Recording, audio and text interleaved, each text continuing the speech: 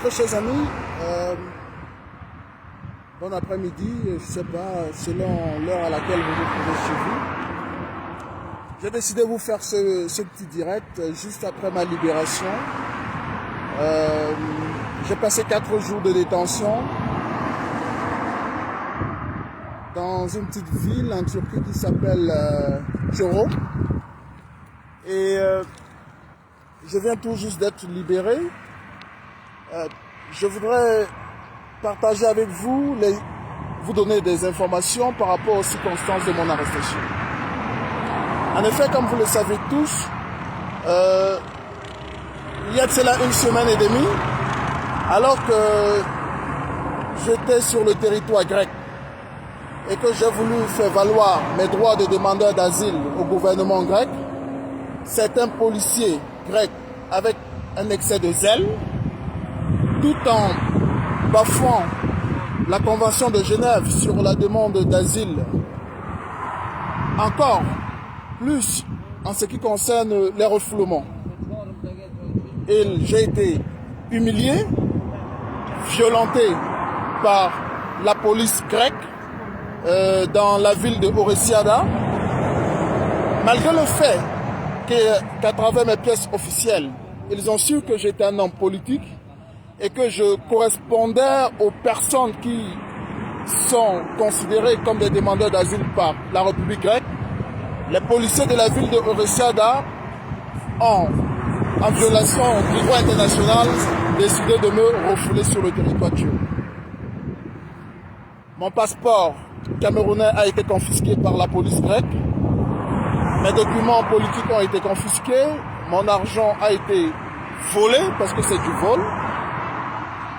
Et lorsque j'ai été refoulé en Turquie, afin que l'opinion internationale sache ce qui s'est passé en Grèce, j'ai donc décidé d'aller manifester devant le consulat de Grèce à Istanbul, étant donné que leur ambassade est fermée temporairement.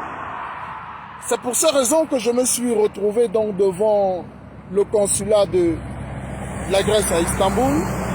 Et à peine 4 minutes, 5 minutes de manifestation, de protestation par rapport à cette violation de mes droits et d'une convention internationale dont la Grèce fait partie des pays signataires et qui ont ratifié, je me suis vu interpellé par la police turque qui n'a fait que son travail parce que ma manifestation, comme il m'a été notifié par la police turque, n'avait pas été déclarée auprès des autorités compétentes.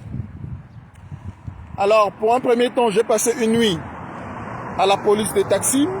C'est vrai que mon avocat a appelé la police. Les policiers ont fait savoir à mon avocat que je n'étais pas en garde à vue. Mais il faut quand même reconnaître que j'ai passé 24 heures dans les locaux de la police de Taksim. Même si je n'étais pas dans une cellule, j'ai quand même passé 24 heures là-bas. Ils ont dit à mon avocat que je devais être transféré dans un centre de rétention de 24 heures et qu'après ce centre de rétention, je devais être renvoyé dans ma ville d'origine, qui est la ville de Erdin. Alors, de la police, nous sommes allés dans un centre de rétention qui s'appelle Tuzla, toujours dans la ville d'Istanbul. Nous avons passé 24 heures avec d'autres migrants. J'ai passé 24 heures de détention à Tuzla. Sauf qu'au moment de quitter la ville de Tuzla pour Erdin, qui est ma ville d'origine, où je devais être renvoyé, j'ai été plutôt envoyé à 8 heures, environ 600 km d'Istanbul, c'est-à-dire que dans la ville de Çorum. Nous avons passé 4 jours de détention et c'est aujourd'hui qu'on m'a notifié ma libération en me demandant de retourner dans ma ville d'origine qui est Erdin, la ville qui m'est attribuée par le gouvernement turc. Très chers amis, je suis respectueux des lois, mais nous avons comme le sentiment que ceux qui nous demandent de respecter les lois sont les premiers qui violent la loi. Il n'y a pas qu'au Cameroun, je me rends compte.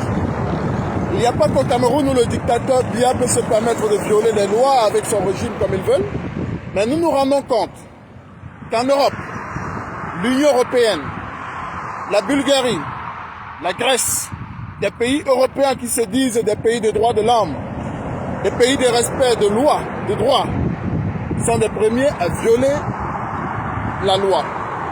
Comment comprendre qu'un homme politique puisse arriver dans un pays avec des documents officiels, demander l'asile. Moi, ce que j'attends du gouvernement grec, c'est que, oui, d'aucuns diront, j'ai franchi légalement la frontière. Mais je voudrais rappeler à ceux-là, lorsqu'un réfugié quitte son pays, il n'a pas le temps de prendre le visa légalement pour arriver chez vous.